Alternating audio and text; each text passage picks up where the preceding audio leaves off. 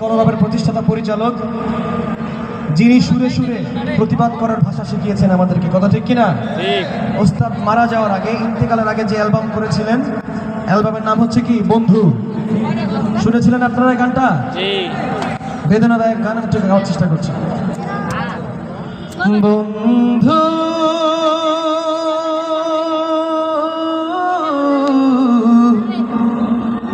ভুলে যেও না কখনো,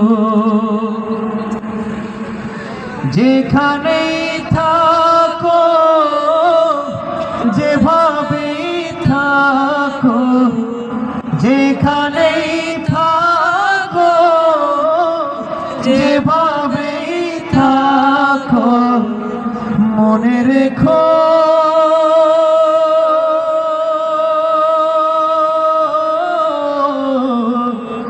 আমিও আছি তখনো।